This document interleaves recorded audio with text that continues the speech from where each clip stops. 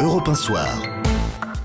Le monde selon Adler. Bonsoir Alexandre. Bonsoir Nicolas. L'Europe sera-t-elle capable de se défendre demain? La question se pose. En France, on est en plein arbitrage sur le montant des restrictions budgétaires pour l'armée. On va y revenir très longuement dans les grands débats d'Europe un soir après 19h. Mais vous nous dites ce soir, Alexandre, qu'il n'y a pas que la France qui va devoir réduire la voilure. Et je dirais qu'un certain nombre de pays sont déjà allés plus vite et plus loin que la France dans cette même direction et pour les mêmes raisons.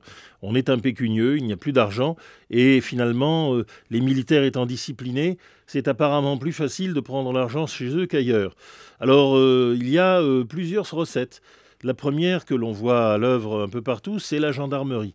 Au fond, les forces terrestres, avec une petite composante aérienne, représenteraient une espèce de gendarmerie des forces extérieures, une petite unité que l'on peut utiliser, comme en Afghanistan pour les Allemands, mais évidemment des effectifs réduits, du matériel réduit, un gel des crédits. Et puis, c'est à peine une métaphore, puisque en Espagne, par exemple, en Belgique, on n'est pas loin en Italie, les effectifs de la gendarmerie, c'est-à-dire de la garde civile, par exemple en Espagne, sont supérieurs à ceux de l'armée de terre. C'est dire qu'on n'investit plus dans la sécurité extérieure. Là. Alors, la grande armée européenne, c'est l'armée anglaise ? C'était l'armée anglaise. Elle est maintenant découverte jusqu'à l'os. Et comme la France, l'Angleterre est une puissance maritime, donc elle a tapé moins dans les crédits navals pour garder quand même quelques bateaux que dans l'armée de terre, qui quasiment revient d'Afghanistan pour voir ses bataillons dissous les uns après les autres. Et l'armée de l'air, dont la composante est également affaiblie. Les Anglais gardent les sous-marins nucléaires et ils gardent un peu de marine. Mais en France, grâce au député de Cherbourg, qui est maintenant ministre du Budget, et à celui de Lorient, qui est ministre de la Défense, on s'apprête à faire un peu la même chose. Et donc en Allemagne, en Angleterre, on a des vraies restrictions qui vont avoir des vraies conséquences ? Même les Allemands, qui n'ont pas le même besoin que les Anglais, ont réduit considérablement l'armée. Et en plus, ils ont supprimé finalement le service militaire, qui était un élément d'intégration avec les jeunes venus de l'Est.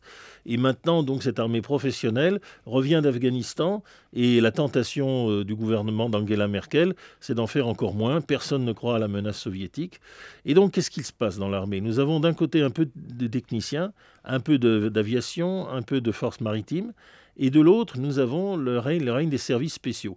Par exemple, au Mali, nous espérons, avec des gens des services spéciaux, encadrer en fait des troupes maliennes, touareg ou africaines, de manière à tenir le terrain.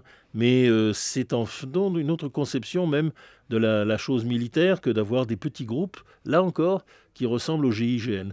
Et donc, c'est une sorte de transformation des armées en forces de police. Je ne suis pas certain que ce ne soit pas une impasse.